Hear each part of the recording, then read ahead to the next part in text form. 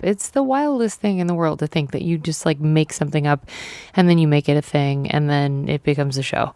And that's what I've done. So you're listening to part 2 of 2 with comic and commercial actor Paul Morrissey. He's also a retired journalist and he's very funny. He's got a special coming out called Ice Cream versus Everything, and he was on last week and I didn't do an intro to part 1. And so, you just get to do whatever you want when you have your own show. It's great. And I forget this all the time. I'm like, oh, I should do the same thing. I should follow these rules. Who cares? Nobody cares.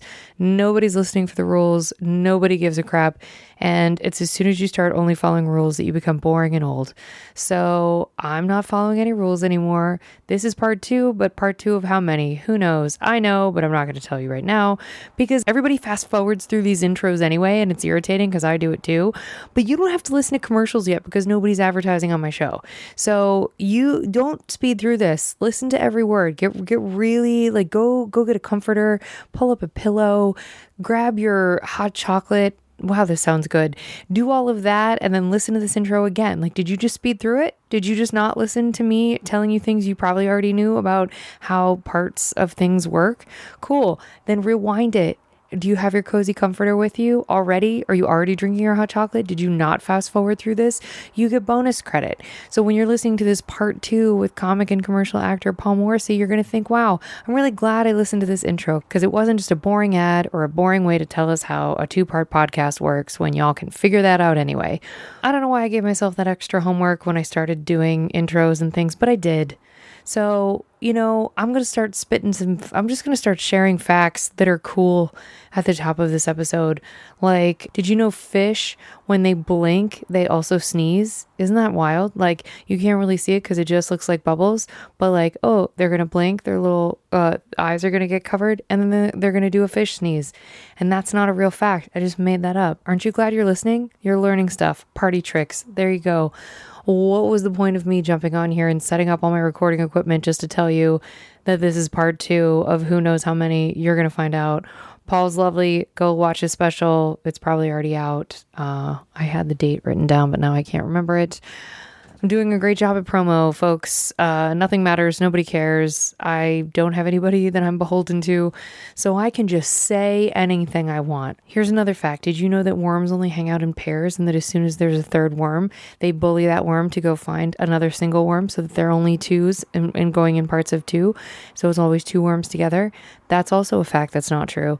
Isn't that awesome? Aren't you so glad that you have all these little party favors at the top of the episode that you can go to a party and share and look dumb because someone's going to be like, that doesn't sound right. But the thing is people are too polite to be like, that worm fact, I don't know, Suzanne, that's his wife, and it's a guy. He's like, I don't know, Suzanne, that doesn't sound right. And Suzanne says, who cares? Nothing matters. He probably learned it on some dumb podcast. And that's true. You did. You learned it on a dumb podcast. I'm worming my way into your brain. See what I did there? With untrue things. Here's what is true. You're about to listen to the show and you're going to be really glad you did. And this intro's almost over. Aren't you glad?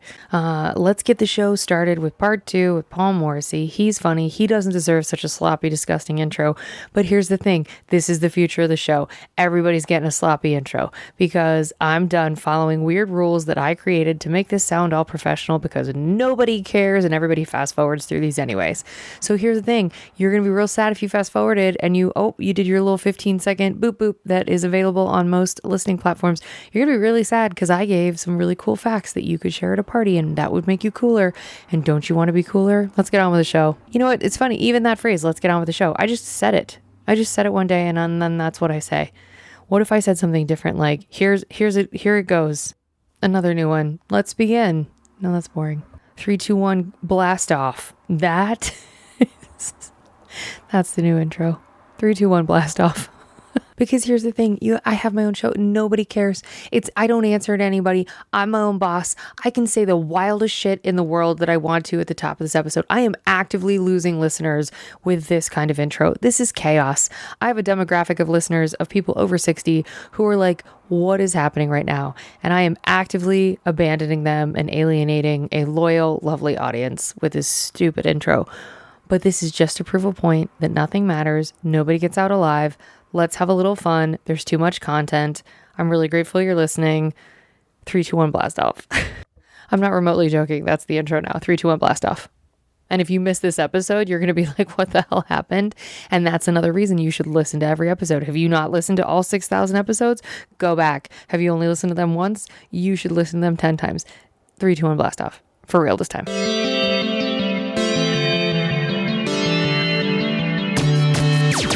But yeah, I know people that actually, even when they came back for the training, they're like, all right, well, I guess I'll give it a shot. And they bought the knives and they sold it to like an aunt or something. And, but yeah, Vector Knives was the one that I almost, that was like, I've never been a good like salesman person, even with comedy, like, even with, you got to sell your, CDs or your special or something like that. I've never been really good at that kind of stuff. So thankfully I haven't had to do that too much. But service wise, like I have such tremendous, like a waitress or a waiter, like that job, especially to be good at it, is such a like unique set of skills. And that's what I do love about New York, is that a lot of those old style restaurants, it's a revered position to be like a head waiter or a guy that's like working at a Michelin star like Italian restaurant or something. So but I just knew that I didn't have that I would be the guy that's dropping all the glasses and stuff like that. Did you ever get really good at like carrying trays and all that kind of stuff? Not until I got to the store. I've dropped so many glasses on people. That was just sort of, I was like, oh, well, this is part of the job. But when I got to the store, a tray holds 20 drinks, and like speed is the only thing you have as a skill there. Like you can kind of just be bad at everything else. But if you are fast, you will make money. And so I just got really good at like being able to hold 20 drinks and like start dropping them instead of like put the tray down, go, but because you save seconds and you have to save seconds. So like I was prior to working there, I did not do well with trays.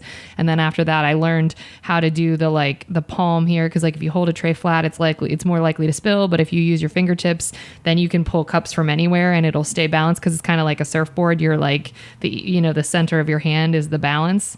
And so it doesn't really matter I got good at it, but I did not start good at it. So yeah, you have to want to. It is so crazy. If you see like, that was what I was going to ask you about, because with basketball games now and even baseball, there's this high end kind of wait service for the seats that are courtside. And every game there's a guy that like drops stuff all over the court that they have to clean up. And it's gotta be like, especially to know that you're like going to be on the Jumbotron if you drop something, it's gotta be like, there's a bunch of those people that are in therapy right now, I think. But it's probably great money. I'm sure it's just like, $30 a drink or something. Yeah, if you were to get tipped. I don't know entirely how that works as far as, because I know with some concessions jobs, you're not allowed to accept tips. I think it depends on the like deal with the arena. So like, I know that they rotate out. I don't know if this is true for what used to be Staples Center, which is now Crypto Arena. Shoot me in the face. But I don't know if it's true for them that you rotate out. So it is an earned position to be down on the floor, because also you're not having to do the stairs. It's like a lot easier. So it's why you notice it's not usually, the 19-year-old kids doing concessions. It's usually people who've been there for a minute. But I know they do rotation of shifts. So like you'd be like a shift lead if you were the one that's like down right next to Kobe, well, may he rest. But like, you get what I mean? Like, so I don't know entirely how that's earned. I also know, this is something I only learned recently, that if you are a concession worker for any of the NFL teams and you've been there for longer than one season, if your team wins the Super Bowl, they usually cut you in for a ring, depending on how long you've been there. And I know that no way. Yeah, the team has to decide that, like whether or not or I guess the franchise owners have to decide that. But I think it was when, gosh, I'm trying to remember.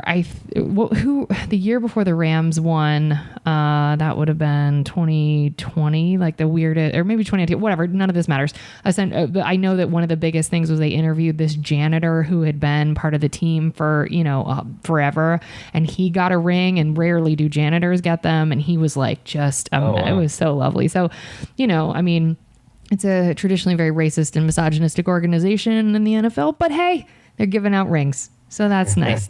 They're making up for it.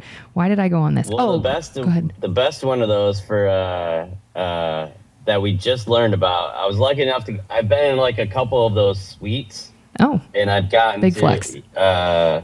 I love talking to people there because it seems like so. Basically, I know. So if you get a suite for even like an Iron Maiden concert or something, you basically order the food ahead of time because it's whatever it's going to be 15 people. You order like sliders, wings, and then you order the drinks, and then it's kind of like a flat fee, and then you automatically have to tip a certain percentage of that, and then the people also always take care like so you have like one person that might take care of like two or three suites, but basically you can kind of like watch the show because like all the food and everything is done. You're just kind of like, you guys okay in here? And everyone's nice to whoever's checking in on you, so it's like that seems like a pretty good gig to do. Like it seems like a lot of like retired people might do it because in a lot of these theaters that I perform, when I'm on tour with Tom Pop or whoever, it seems like a lot of people that work in those, it's kind of like their after career job, you know what I mean? Sure. Or maybe they like their side job, so yeah, maybe I'll do that so I can see a bunch of concerts at the Hollywood Bowl or something. I'll be the Garden Box attendant or something. Good. Well, we just sorted that out. That's good. Well, comedy seems to be working out pretty well for you. So I don't know that I would have a retirement plan if I were you, but cool. Now you can do that. Of all of the customer service jobs, not including comedy, which was your favorite? Oh, okay. I skipped one, but so when I was moving to Phoenix, I worked for this station for like a few months. That was like my first move west. Before my on-air job, I had like a month or so in between the internship. So me and my two roommates all got jobs at this resort in Phoenix. It's basically like they had a lazy river and a water slide and all that kind of stuff. So my job was I was the water slide traffic cop, which was basically like I got to sit in the water at the bottom of the water slide, and if someone got stuck or didn't get out of the way, I would tell them to get out of the way. I had a whistle. If someone was drowning, I would have to whistle for the actual lifeguard. So basically, I had no responsibilities at all, and like a couple times a day, I would have to go to the lazy river and just patrol it, and make sure I don't know people weren't having sex or whatever. But basically, I would just be floating on a raft. So that was like one of my favorite. Like I couldn't believe, especially right out of college, you couldn't believe like somebody was paying you money to like just hang out in the pool all day, especially like coming from upstate New York where it's sunny like 3 times a year. You're just like, basically like February, March, it's like 75 degrees and sunny. And so that was a pretty good gig. And it was like one of those things where it's like, I wasn't taking it super seriously. I was just having fun with it. There wasn't pressure. And it was just like, you got to enjoy it. I think that's what a lot of people try to find those kind of jobs now, where it's like just fun. I think that's what a lot of like suburban places that have comedy clubs where, they just work two nights a week or something. I think a lot of people do that because it's like work in a comedy club and I make tips and get to hang out with funny people. And, I think those kind of jobs are important to people, like we talked about my mom or you having like that running outlet. Like my mom always approached running like a full-time job. She took it seriously, and even though she wasn't getting paid for it.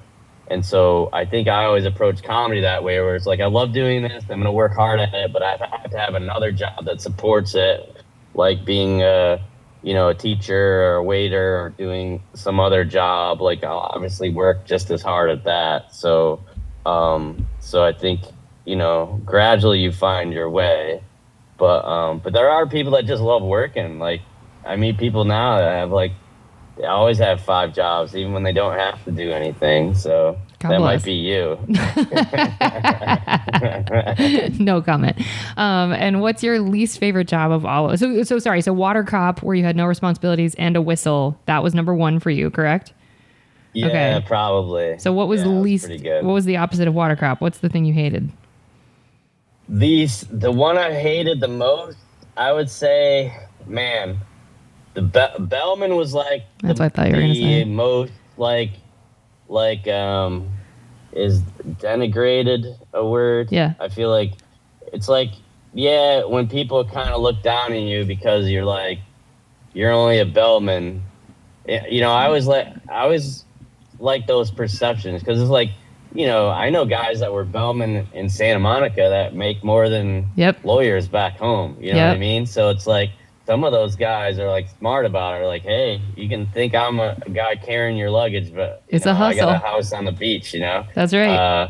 But but yeah, that's the when you're still a kid and you can feel like, oh, there's like a class, like they think that I'm not educated because I'm doing this job, or they think that I'm like a lower class person. Yeah. And you can tell even the rich people that treat you like a regular person, you know, like I think it was like Brad Gray or one of those executives Brad was Gray. like Bernie Brillstein's, you know, like, you know, like the racket club had like just an attendant or something. And I think he was like Bernie Brillstein's guy there, and basically like Bernie Brillstein liked him, and then he's like, you know what, I'll teach you how to do, you know, how to work around my office. Like you seem like a hardworking guy. That's, you know, I might have that story not completely right, but I know that that's kind of what, you know. There's a show called Red Oaks on Amazon that's kind of like that. It's just about like a high end like tennis club, and yeah, it's like when you have access to those people and you're like, oh, I mean, it's just like Hollywood where it's like if you meet somebody that you like spending time with and you're like, hey, you should work for me. I'm sure you could figure out how to do this, even if you're a, you know, you're a waiter and you could be a producer, or, you know, like Barbara Streisand, that famous guy was like Barbara Streisand's hairstylist. And then he ended up like producing A Star is Born for her. And like, I think he produced Caddyshack and like all this stuff. He's the guy who, did they make him? Oh, the licorice pizza's about him. What up? Really? Uh, yeah, yeah, and he's the guy like Pamela Anderson married like this 86-year-old guy. That's him.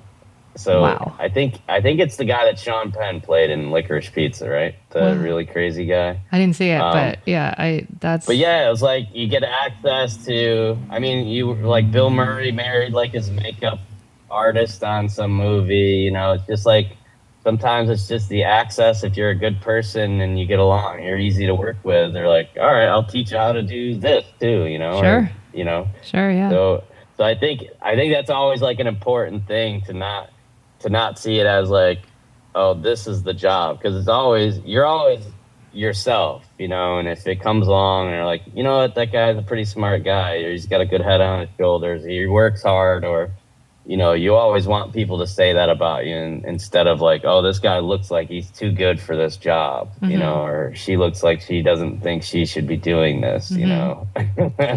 Yeah, I look Like back at the one I heard. Did you ever hear the story? Like Margot Robbie worked at Subway, and I think it was like no for way. like a couple of days. Yeah, and she was like starring in a soap opera like later that year. But it's like just the fact that she was like, I'll work at Subway. Like I don't, you know, Wow, yeah. I need to earn money this summer, you know. Wow. And I'm sure she was already like model level at that point, like in college or something. But it's like, you know, there is a certain mindset of like, you know, I don't think I'm better than Yeah. this job. You Yeah. know, there's certain people that think they are. But I'm sorry, I didn't mean to cut you off. No, you're good. No, I was just gonna say like never be above it, and I think that's such a good point. And I'm guilty of being in jobs I didn't like, and then having a pissy attitude and being like, why is no one scooping me from this job? And it's like, because you're toxic. Like no one wants to be around you. Like change your attitude. Okay, what's the weirdest thing you've been asked to do whilst you were on the clock at any of these jobs, including comedy? Because we get some cool answers. So up to you. Weirdest thing, huh? I I mean, obviously the news thing was like so cool. Like that doesn't even seem like a real job, because it's like I used to complain about like having to go to like NFL games and stuff like that. But we used to do. I flew in like a B-17 bomber with a guy who had been shot down in one during World War II. And I think it was like there was a B-24 and a B-17. I think they were the last ones. And it was just like we got to fly it from like Sacramento to Reno. And it was with this guy who had gotten shot down in one. And and I asked him, like, what happened? You know, I thought he went to a concentration camp. And he's like, no, we went to an officer's camp. And he's like, I literally, like, we parachuted out. And I literally, like, landed in a pile of hay. Like, it couldn't have been any better. And, like, there's a couple of villagers with, like, pitchforks and, you know. And then I was like, so, and he's like, and then we got let out because we liberated them soon after. And I was like, so where did you work after you got home? He's like, I was a flight attendant for American Airlines. I was like, so you went from like just humble pie people to like putting their like bags giving up. people peanuts. Oh my gosh, the humble pie. Just wow. Okay, so that's a pretty fucking cool experience. How did you meet him on the road, or like how did you get to do that? Was it for us? Oh, it was for the news. Yeah, he was the like senior citizen of the month kind of guy, and they're like, hey, he worked, because it was like he was the rear gunner on the plane, and it's like this is the last plane that exists that he can say, oh wow. So he was probably 70 something, so it was like just cool to see him like, yeah, this is what it was like. We used to do this, and it was really fun to like see him like reminisce. So that was a really cool thing. Wow, that's neat. Was there ever an incident that made anybody speak to you or asked to speak to your manager at any of these jobs? You don't strike me as that kind of dude. I feel like you just roll it off your back. Yeah, I mean, I definitely was like, I was definitely sarcastic, and people could read that who were willing to. I mean, I will say this, like, I remember I had like a teacher, like a math teacher, who thought I was like not taking school seriously because I was playing basketball, and that was like a thing where I never had that before, where it's like, oh, you're judging me based on like something else that I do. Like that's kind of messed up. But I think, I somehow avoided it being a bellman. Like that was one where I'm just like, you just do all the Chevy Chase insults and stuff and just hope people don't hear you. I'm trying to think if I'd ever gotten in real trouble. I mean, most of it was just because of, maybe, yeah, no, I was pretty, I mean, at the news, the one time I did get in real trouble was, we would do these things where, you know how they go, and sports with Paul Morrissey, and they would have you like kind of like spinning around. I think your man did a spoof with this. I love it. Yes. So the owner of the station had paid like a lot of money for these like animations of us, doing that. And so when it was basically like it would just have you like spinning around, And so when the camera cut to me, I was the weekend anchor, so we could get away with murder on the weekends because nobody was there. The stills people were off for the weekend and stuff. So, they would cut to me from like me spinning around thing from Paul Morrissey, and then when the camera came out to me, I had a chair that spun, so I would just still be spinning when they came to me. Yes. Like in a circle. And that Monday morning, the owner just called me in, and I knew he didn't like me, but this was like the first time where he's just like, you know what? He's like, we paid a lot of money trying to look like a first-class organization, and you just make fun of it. It makes us look like assholes, and I had a news director that really protected me from that guy, because he was like, no, he's good, he's really funny, but he just knew I was kind of a little bit of a loose cannon, and like he the owner. Here's another thing: he would have me. There was like a racquetball championship, but it was just like all these old rich guys playing racquetball, and he would want me to cover, like, to do that for a sports segment for his buddies, No. And I was just like, fuck that, And even my sports director was like, just do it because it's, the owner. And so I went down there and I made a point, like, they're all drinking beer in between, like, they're all out of shape. So I would literally, like, take, shots of them, like, drinking beer, or a guy smoking, and then, and then like, he'd never asked me to do it again after that. Gee, I wonder why. Yeah. Okay. And do you tip?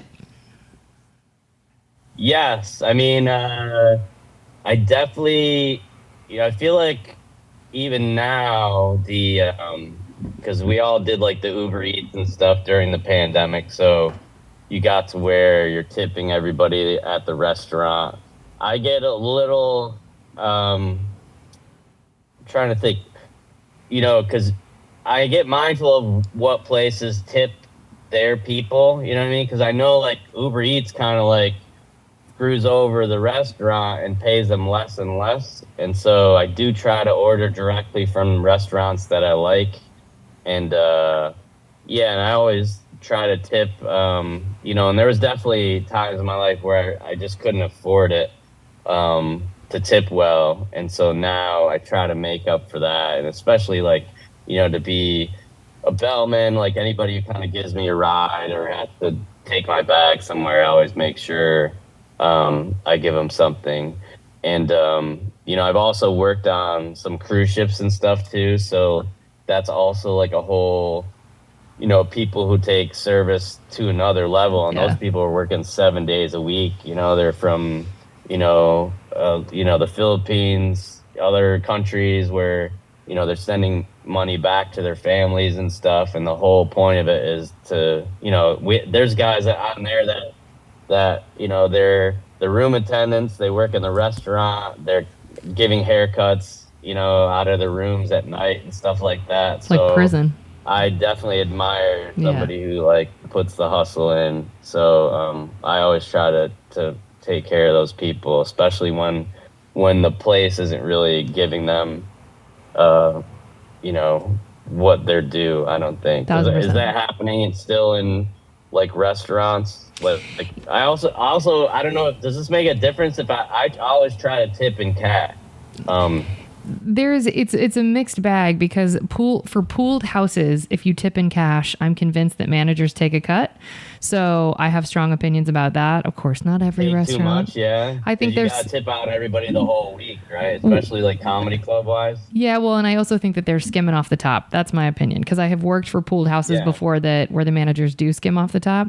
However, I do think that, sometimes cash, if it's not a pooled house, cash matters, because that's a little bit of money that server doesn't, have to declare. People feel strongly one way or the other. I mean, I think it's kind and it's thoughtful, and, like, you are taking that extra step. So, like, I think it's, if you have the cash to do it, obviously, then, especially for a pooled house, because some of those servers just, like, slip that 20 and they don't tell anybody, because you're supposed to tell people when you get a cash tip in a pooled house.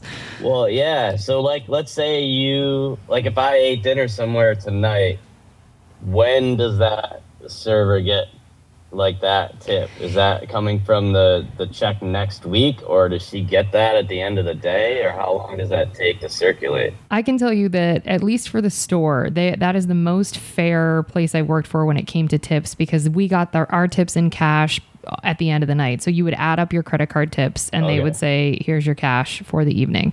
So that was really lovely. Very few places still do that. Most places, if it's written on, like, if you pay on a credit card bill, you add the tip, it shows up on their checks. So it's automatically declared to the government for you. And then it's taxed pretty heavily, because a tip is a gift. So it's taxed differently than earned income. So that part's a little bit tough, but it just depends on the rules of the house. And if it shows up on your check, it's 2 weeks later that you'll see that money. So it's the advantage of working restaurants that don't do that is, like, when you need extra cash to be able to make your rent tomorrow, you can just send out a text and be like, yo, I got to pick up a shift. Who wants off tonight? Who can afford to get tonight off?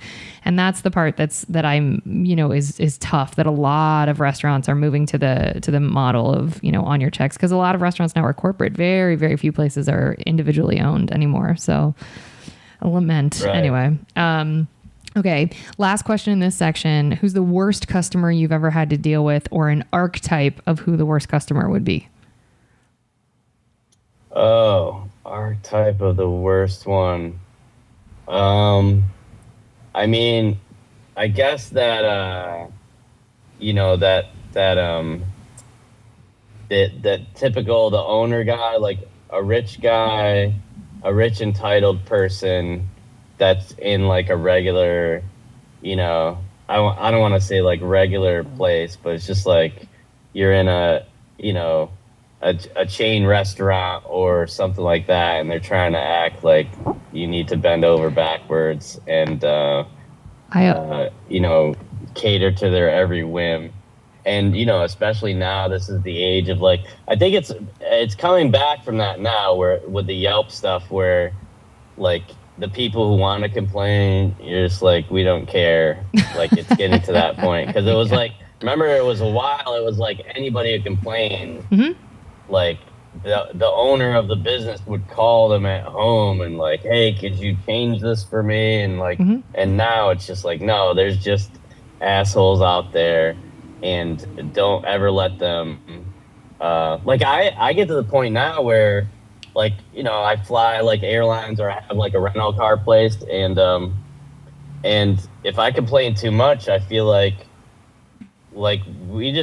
if he does like 5 surveys and they're all shitty, like, let's just not have him as a customer anymore. Like, I feel like Sure. you can like overstay your, like, they don't want to know everything that's wrong. They're basically, I don't know. Well, you've probably worked for places that have those dumb surveys, and it's like they want everything perfect score. They don't want like this was okay or anything, because they're always working towards like the higher score. So if you're gonna do a survey, make sure it's all 5s or all whatever, because anything lower than that doesn't matter to them.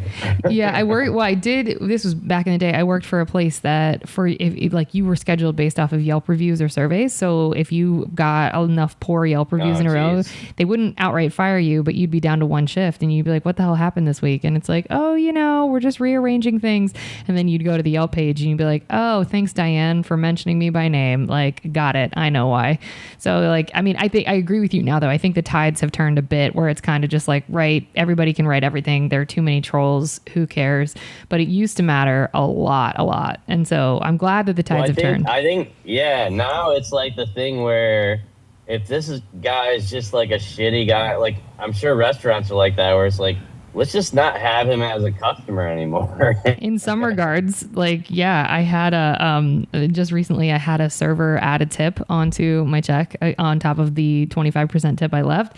And so I was just like, hey, I think this is a mistake. If you could just refund me the difference or whatever. And they were super rude to me on the phone. And they were like, it took like almost a week to get it sorted. They never said sorry. Like they weren't like mortified. They were just like, well, if we discover that actually is true, then we will refund you the difference. Click. And I was just like, okay, I hate this place. So I wrote a review, and the owner wrote me back and just tore into me. And I was like, oh, this is this kind of place. Like, this is how. And I thought, I bet it was the owner that actually added that money on and skimmed off the top. I bet it wasn't even the server. Anyway. Okay. Oh, wow. Well, now we're going to move on to the good stuff, folks. We hope you saved room for dessert.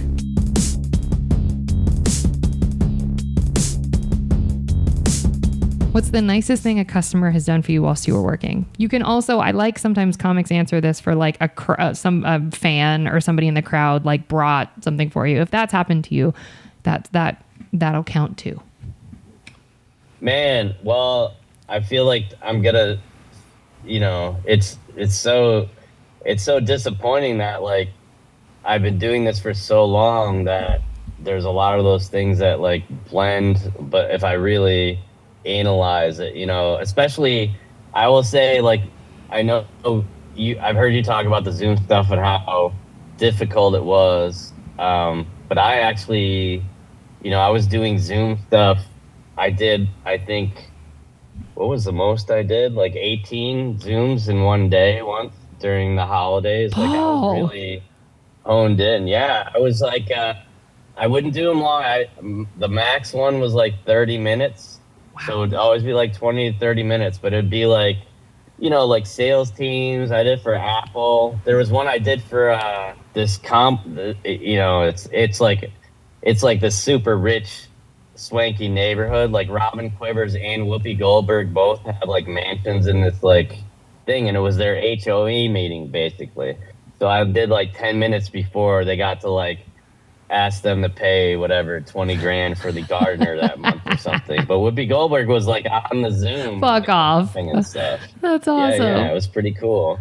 And it was like, I was doing it from like a McDonald's, like I was driving somewhere and I was like doing it, from like McDonald's Wi-Fi or something. But yeah, what I did was I got like, an iMac with like basically studio lighting, all that kind of stuff. And, I would talk to people because you could tell like these people haven't talked to anybody. They're just working from home. So like you would connect with them a little bit.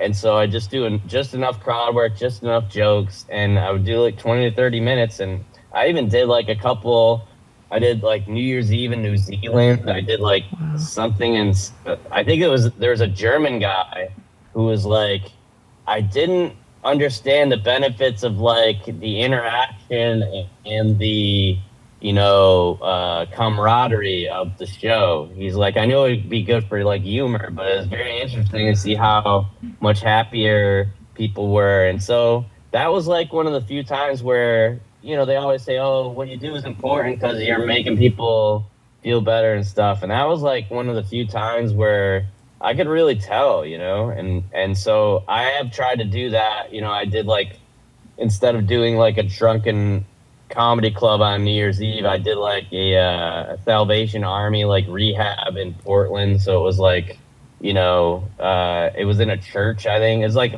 all the stuff that you think would be terrible for comedy, but it's like these people appreciated it more than anybody. Wow. So I like to put myself in those positions to feel like you're giving back, but obviously like you can tell when those people really appreciate it. Yeah. So it's never been anything like money wise, but like but just like a note from somebody like that, or people that are just like, wow, this really made a difference, so that means a lot. I love that. Okay. Well, what is the best time you have ever had at work? Can't include comedy. Best time I've ever had at work. I mean, the TV news thing was pretty cool because, like I said, the weekends we were kind of on our own, so nobody messed with us. And we've had like birthday parties, and there was like drinking and stuff that went on, like just in the studio with like the people, the guys who run the sound and the anchors and stuff like that. And that was pretty cool to know that like, we're like the news, and we're just like, it was before Anchorman, but it really felt like, wow, this is pretty cool that we have this job. And I remember like there was a few times where I would do the 6 o'clock news, and then I had a comedy show like at 8. So I'd bring the news camera, record it, for me. And then I would come back and do like the 11 o'clock news. And like, that was probably the most fun that I had because I was doing the sports stuff and comedy like in all the same night. It was just this like fun thing. And and that's the whole thing too, is like, I've had jobs where I made a ton of money and jobs where I wasn't making any money, especially back then when I wasn't making any money. And those are kind of the times where it's like, wow, that was like really fun, And I will say the best part about this job is, I did a 2,000 seat theater with Tom Papa in Anaheim, like the weekend of my birthday. And, I've been working with Tom for so long, and to see him doing so well and for us to have fun, so like, I'll never look back and say like, it was so much better then. Like, it is cool that like all this stuff is still really fun, and it's still super cool to see how far we've come, and that this is still fun. You know what I mean? I love that. But I know those guys. I know even Jim and those guys, like, they miss just getting paid at the end of the show. Like they're getting paid so much more money now. But like, that's the one great thing about being, working in service and that kind of stuff, to get that cash at the end of the night it's kind of feels like you're a bit of like an outlaw or a pirate where you just got a wad of cash and you're like, all right, I'm on the road. It feels like, I mean, what I would assume it feels like to be just like, I don't know, doing some crime. Like you're like, oh yeah, I'm getting like, nobody knows about this exchange right here. It's just like, yeah, it's like a, you know, and you're not, I mean, obviously you're not doing crime, but I would imagine it feels like that. Okay. What is the best lesson you have personally learned from working in customer service? Working in customer and the best, let's see. I mean, all of them kind of involve like, you know, that whole thing of like being treated less than and the, you know, treating every job like it's important, you know, that those are all like good lessons for anything that you do in life, you know, and helping people that are in need or, you know, trying to be you know, the person who like fixes problems instead of causes them, you know, because it seems like that's a dynamic in every workplace is that there's somebody that's always a problem and there's somebody that's always fixing it. And you're kind of like, well, what if there wasn't that person there? And it's just like, well, that's just what that person does, you know, it's the balance. So it's like, just know that if you're the one that's always complaining, you're putting stress on the rest of the people there. So it's better to be like a positive force in whatever you do. You know what I mean? You could be, you know, going to a concert and be the person that doesn't complain that the restaurant food wasn't good, or, you know, there's always a person that's like complaining about stuff that's great. And so I always try to like not be that person. Obviously we're comedians, so it's like you're observational and you can pick on stuff, but like you don't want to be the person that's always like, you know, oh, I went to that place once, it was terrible. I was like, nobody wants to hear that, you know. No. Yeah, I agree. It's that balance of being honest but also not being too, you know, hammer hits the nail. Okay, and then final question in this section, what's one piece of advice that you would give to customers who interact with customer service workers?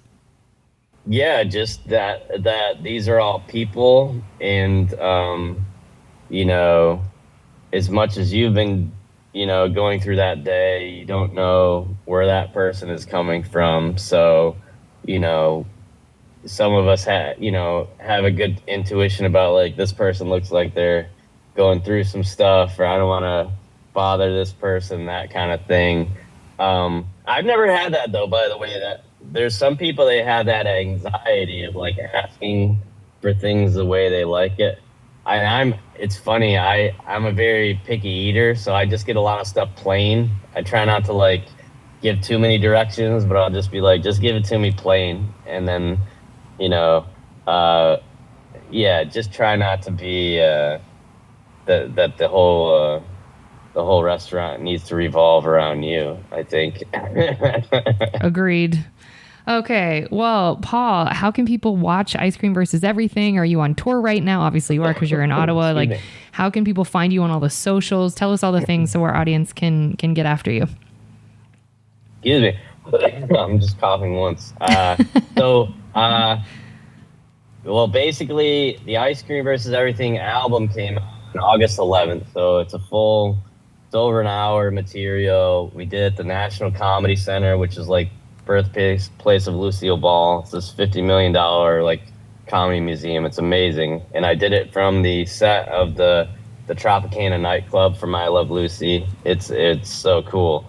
And so the only downside was I knew I was going to be filming this, so I lost 10 pounds. We filmed it in March, and then I've lost like another 25 since I filmed it.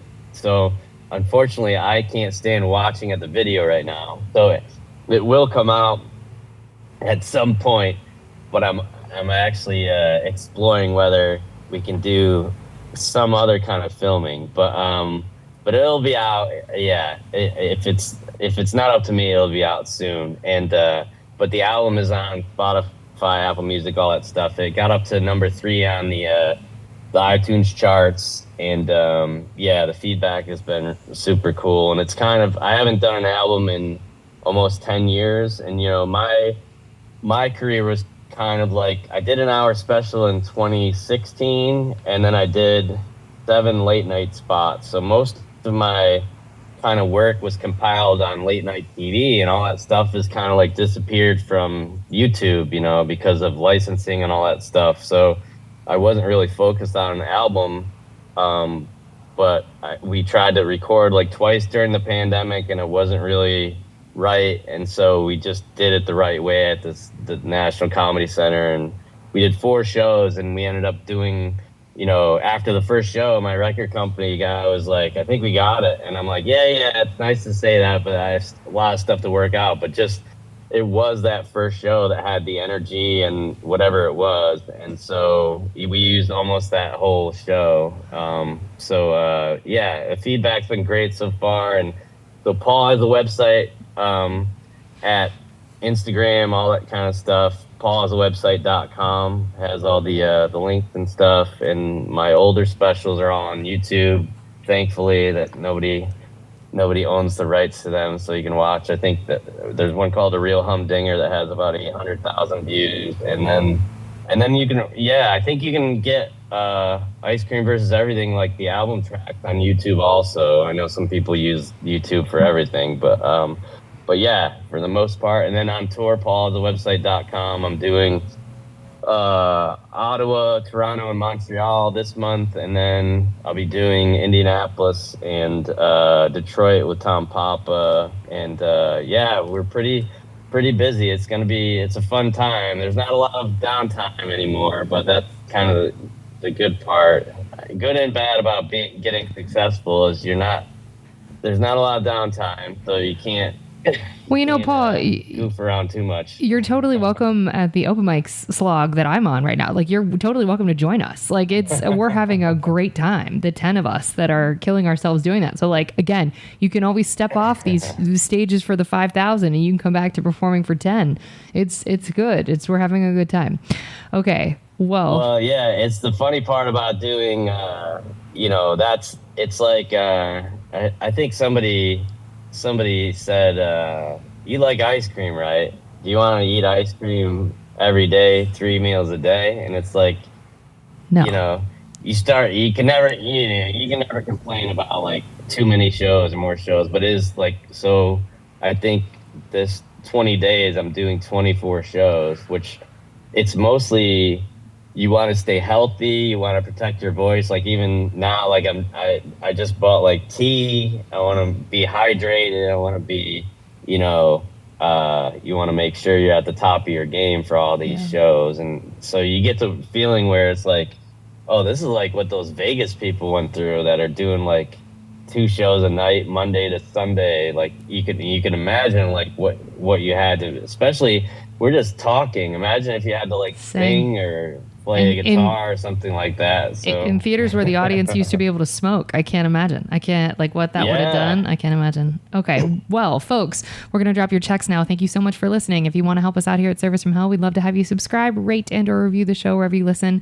It will help us reach more people that need to be schooled on the art of being kind. It won't be catharsis for those of us still working in the industry. If you want to get in touch with us here at Service from Hell directly, send us your receipts to servicefromhellpodcast@gmail.com. We always love hearing from y'all. Thank you for all those emails. Remember, if you can't afford to tip, you can't afford to go out. So don't be garbage and be good to people. It's easier that way.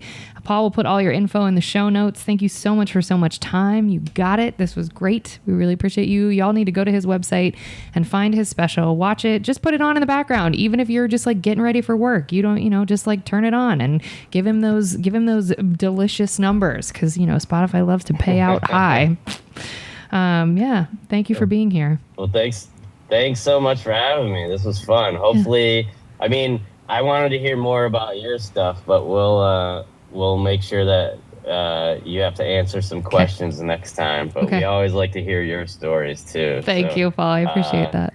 Thank you. Yeah, I'm trying to think of. I think your ideal guest would be, you have to get is you got to get Drew Carey, because he's like famously. He's from Ohio. The best tipping person. Have you heard, like, even during the strike that he's footing the bill at Swingers and at Big Boy, or Bob's Big Boy. He's footing the bill.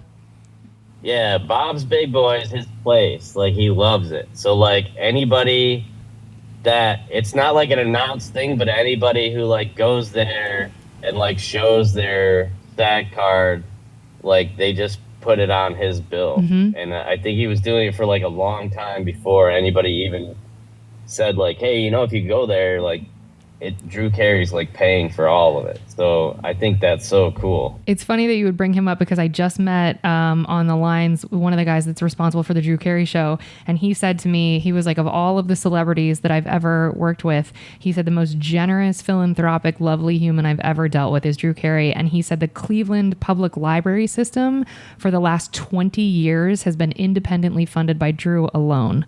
So he is one of the, it's so funny you would bring him up. Andy's from Ohio. Shout out. That's probably why he's awesome.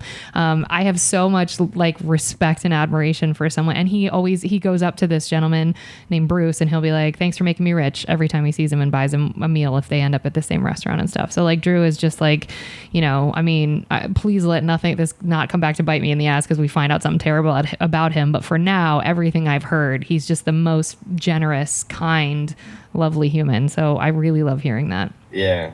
Yeah. Yeah, that's amazing. Yeah. But thank you for what you're doing. I think this is important. Like it's very easy, especially podcasts, to like complain about stuff. And it's always good to, we can all do that. But like the goodness you have to remember that people do.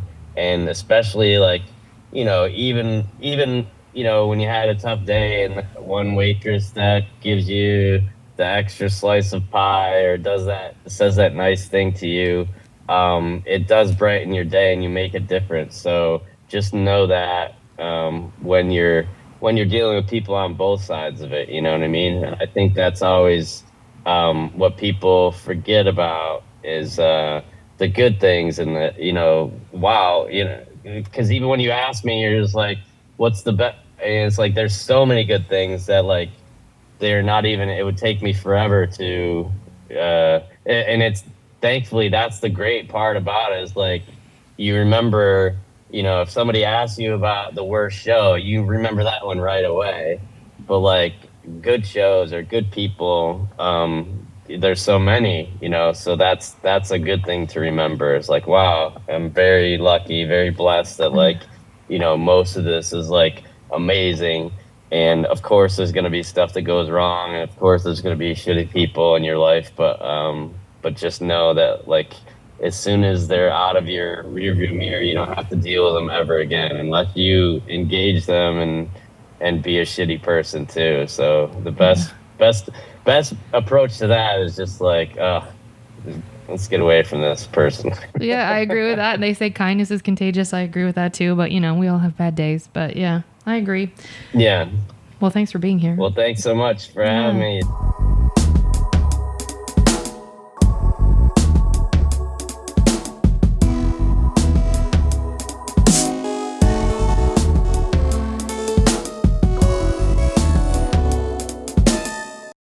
Yeah. But yeah. What is the club that you worked at though? The Comedy Store. Because you. Yeah. Oh, the store. Okay, so you have like that's like military service then. So. It sure is. Thank you for knowing that. Yeah, it's I have so many stories. Yeah, that was boy did I get baptized by fire because I thought bartending. How many years ago though? I did it from 2018 until March of 2020. So like right when the pandemic hit. Oh, okay. Yeah. So later on, see. It was like when I first moved to LA, the Comedy Store was like awful, and there was no crowds, and it was just like all the shitty comics only stayed there and they didn't go anywhere else. And then it was that one transition. Like I still headline La Jolla once a year, but I never did the whole like audition and all that kind of stuff. Because I'd already done Letterman and stuff. Like I hate, like all that stuff is so stupid to me. I agree. And I totally agree. One thing that pisses off all the people is that that I'll say, when your name's on that wall, do you think they'll leave it on when they change when it becomes a Cheesecake Factory?